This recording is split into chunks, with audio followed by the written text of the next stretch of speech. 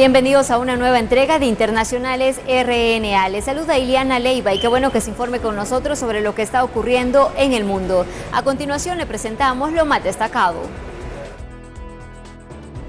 Anuncian nuevas acciones para continuar con el combate a la migración irregular en el Triángulo Norte y a las estructuras criminales que operan en la región.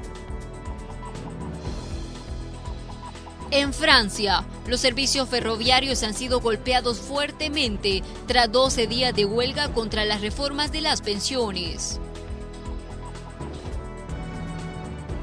Al menos 12 personas capturadas dejan enfrentamientos registrados entre la policía y manifestantes en Hong Kong.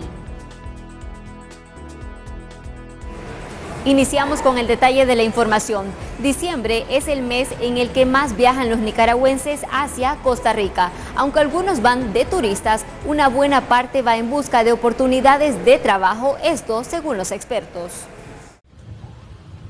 Luis Díaz llegó muy temprano al consulado de Costa Rica en Managua para solicitar una visa de 90 días. Su propósito es viajar al vecino país para conseguir un empleo.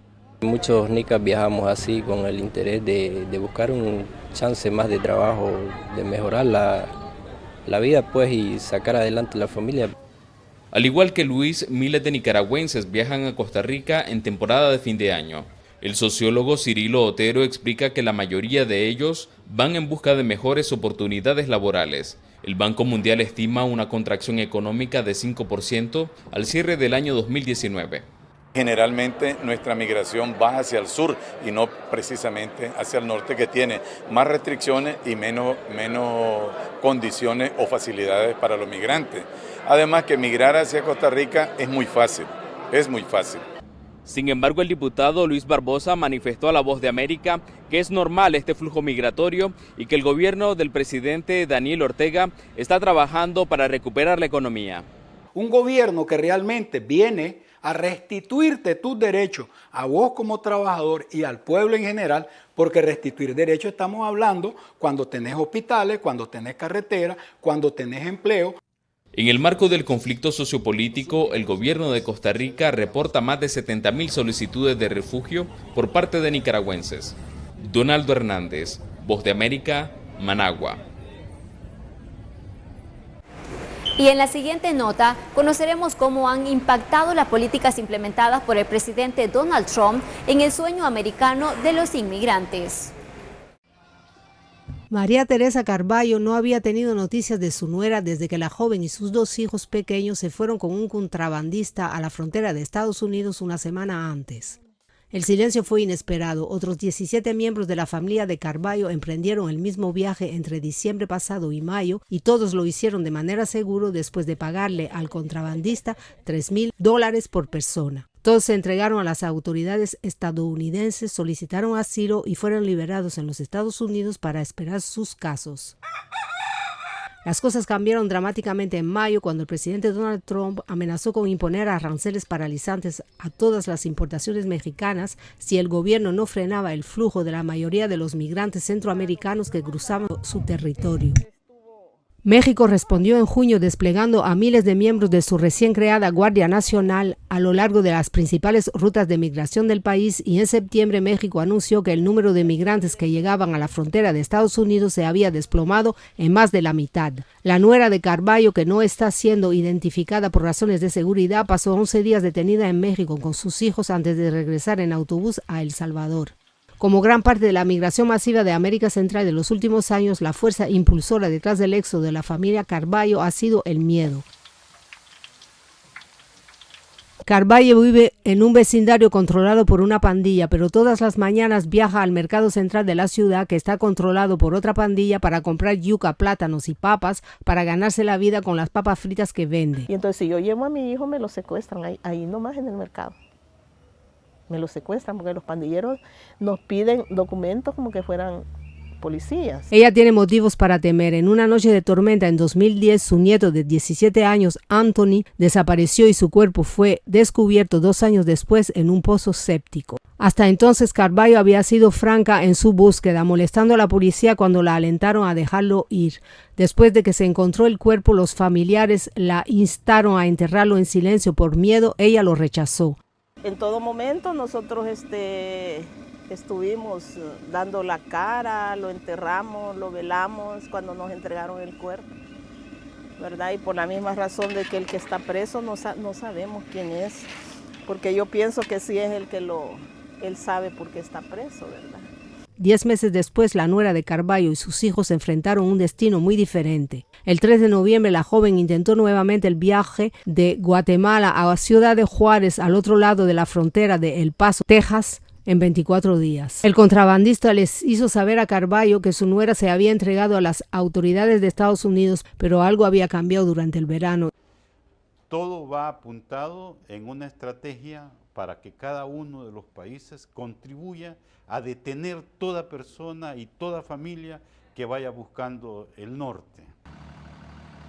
La administración Trump llegó a una serie de acuerdos con El Salvador, Guatemala y Honduras para detener el flujo de migrantes en la frontera sur.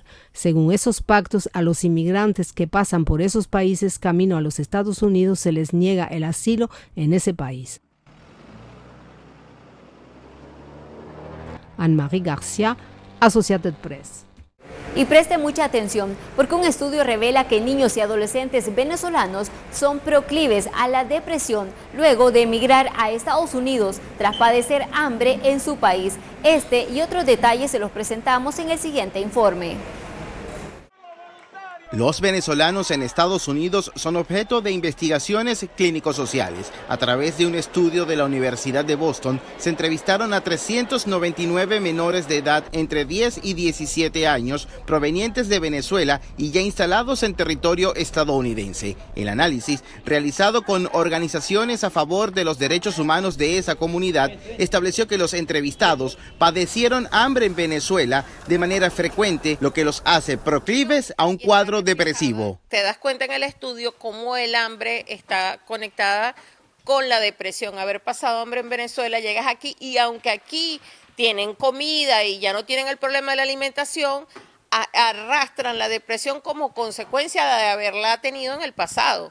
Patricia Andrade es directora del programa Raíces, que asiste a venezolanos que llegan sin recursos a Estados Unidos. Esta organización trabajó en el informe Secuelas del hambre en niños venezolanos antes de emigrar a Estados Unidos, el cual ha demostrado además que la incorporación a la sociedad estadounidense refleja una percepción negativa del entorno escolar y discriminación a los encuestados. Además, tú le sumas el proceso de adaptación en una inmigración en un país donde tú no dominas el idioma, no tienes estabilidad, empiezas un proceso migratorio que no conoces. Todo eso quizás los padres no se dan cuenta de cómo afecta a sus hijos menores. José Pernalete, Voz de América, Miami.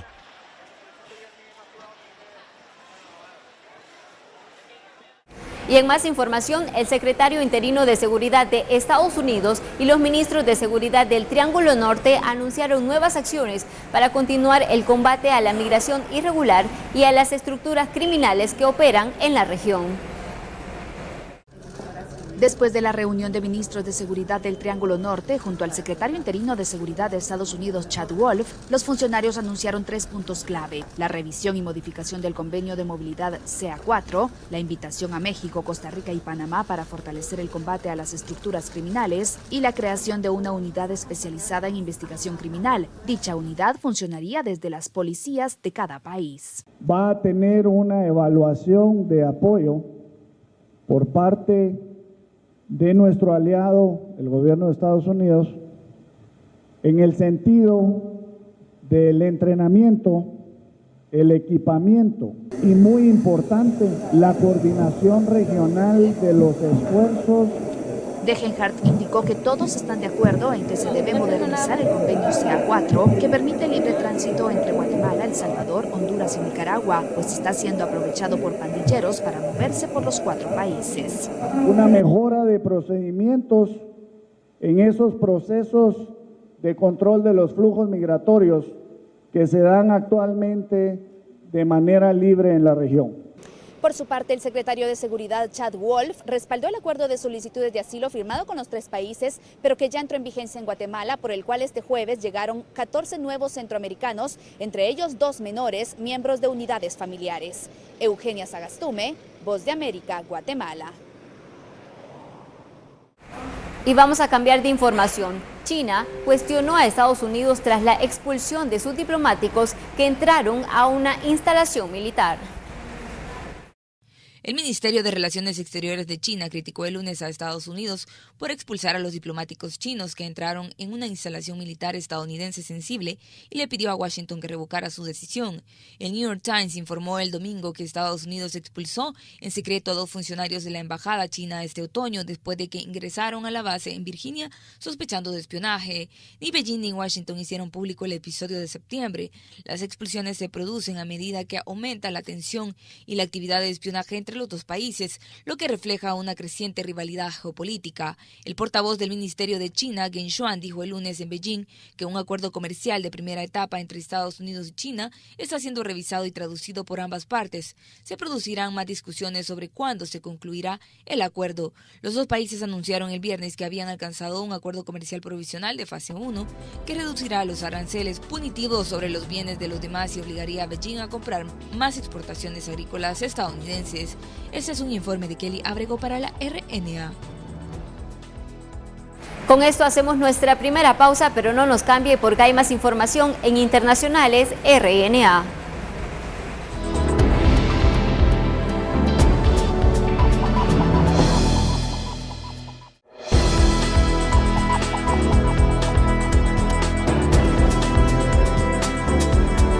Gracias por informarse con nosotros. Vamos a continuar con más información. Y es que tras 12 días de huelga contra las reformas de las pensiones en Francia, los servicios ferroviarios han sido golpeados fuertemente.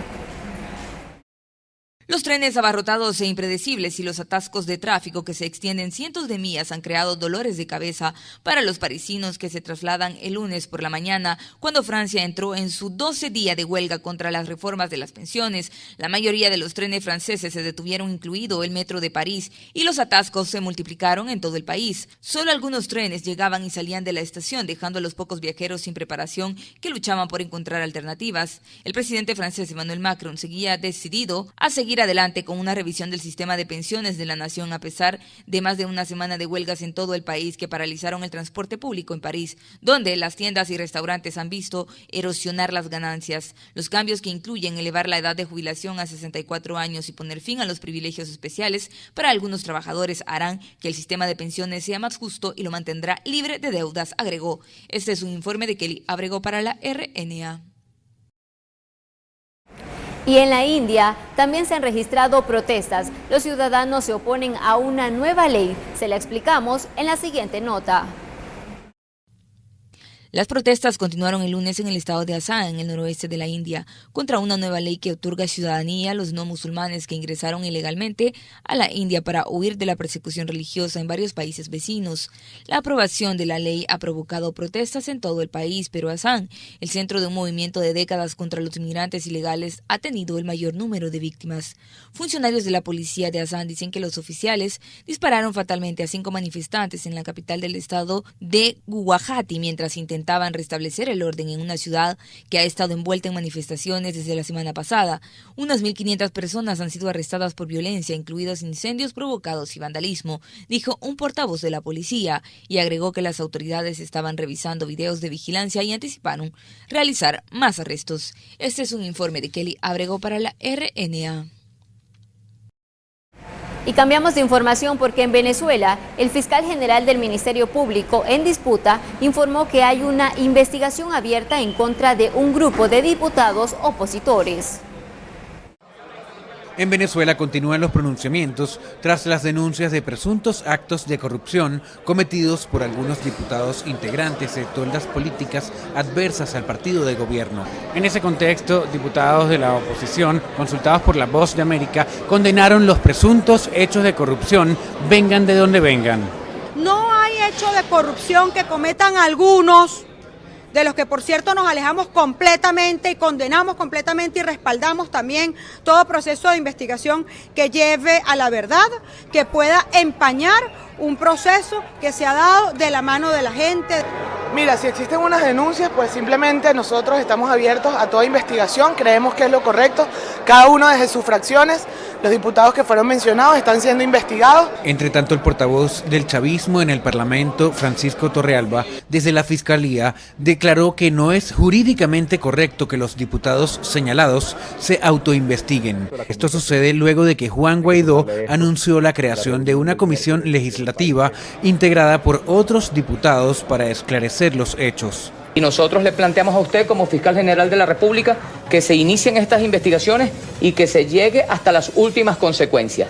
El dirigente oficialista aseguró tener pruebas según las cuales algunos opositores han adquirido propiedades en el exterior. Por ello pidió a la Fiscalía que establezca responsabilidades. Álvaro Algarra, Voz de América, Caracas. Y precisamente en momentos en que se registran masivas movilizaciones en diferentes países de Latinoamérica, en la capital de Estados Unidos, expertos analizaron los desafíos que está enfrentando la democracia en la región. ¿Está la democracia en riesgo? Este fue el principal cuestionamiento de un informe del Instituto Internacional para la Democracia y Asistencia Electoral, IDEA, en el que se revisaron las condiciones de la democracia alrededor del mundo. Kevin Casas Zamora, secretario general de la organización, explica el caso de Latinoamérica. El espacio para ejercer las libertades fundamentales en muchos lugares está amenazado. La capacidad de la sociedad civil para organizarse y demandar diferentes cosas de las autoridades del gobierno está amenazada. La libertad de prensa en muchos lugares está amenazada. En este informe se destaca que regímenes como el de Cuba han sido un modelo para países como Venezuela y Nicaragua, en el que la democracia se ha erosionado y ha impactado al resto de la región. Casas Zamora también resaltó el rol de las sociedades contemporáneas, las cuales han impulsado masivas movilizaciones en diferentes países protestando principalmente contra la desigualdad, corrupción, violencia y pobreza. Si usted vive 40 años bajo sistema democrático, una de las consecuencias que va a tener casi con seguridad es que va a tener una población, una ciudadanía mucho más consciente de sus derechos, mucho más dispuesta a demandar sus derechos. A pesar de las pruebas que está enfrentando la democracia alrededor del mundo, estos expertos aseguran que en comparación a otras regiones, en América Latina se han creado mecanismos que buscan proteger el funcionamiento democrático. Yasmín López, Voz de América, Washington. Y cambiamos completamente de información porque en Pakistán lanzaron la campaña nacional de inmunización contra la poliomielitis.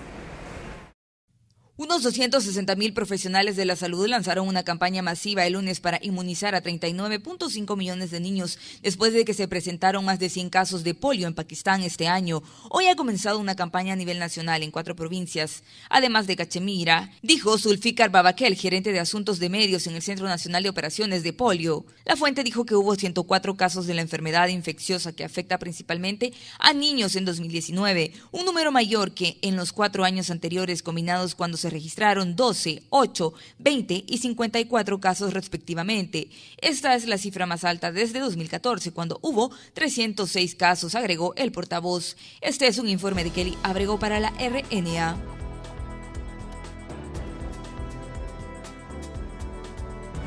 Permítanos hacer una breve pausa, pero en un minuto volvemos con más información.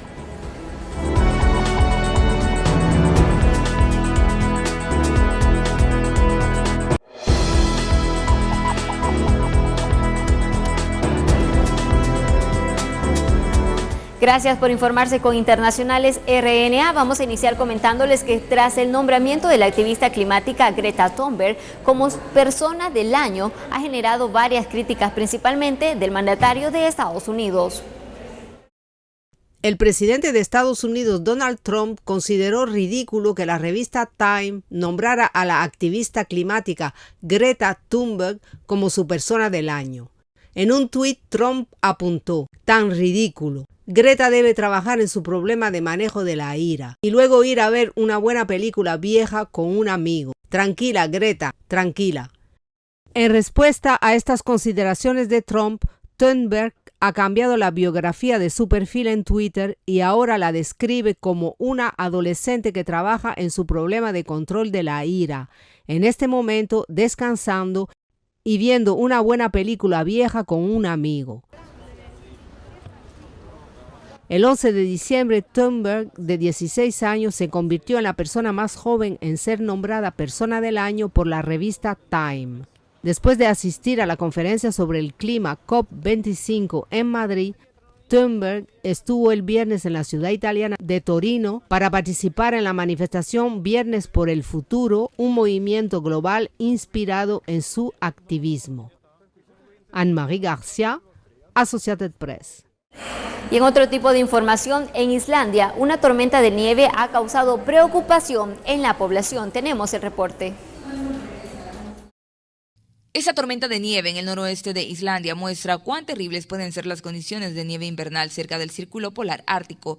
Filmado en Strandir, cerca del fiordo de Bifröst, el video muestra una combinación de viento y nieve volando sobre dos autos estacionados. El filmer comprensiblemente cierra la puerta después de ver estas condiciones invernales. Testigos dijeron que esto fue unas horas antes de que se cortara la electricidad, que volvió a encenderse después de estar fuera por más de 2 días. Me resulta difícil expresar con palabras la alegría que siguió al retorno de la electricidad. Las temperaturas han caído por debajo de los 11 grados. Este es un informe de Kelly Abrego para la RNA. Y tenemos más información internacional en el siguiente resumen.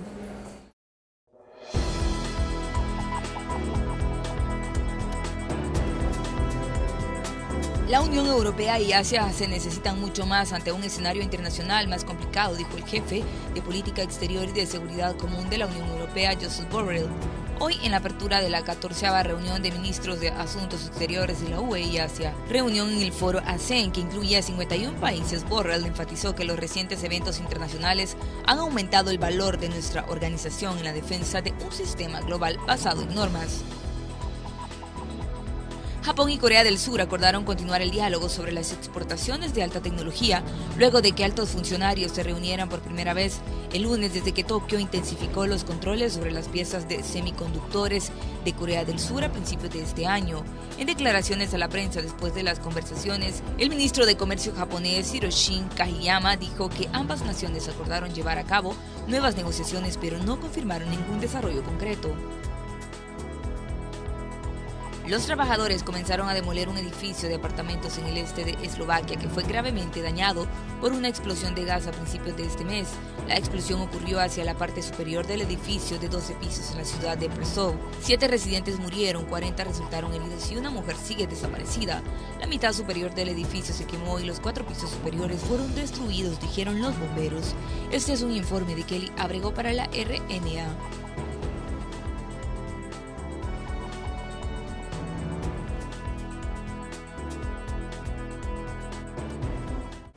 Así finalizamos esta entrega de Internacionales RNA. Gracias por informarse con nosotros.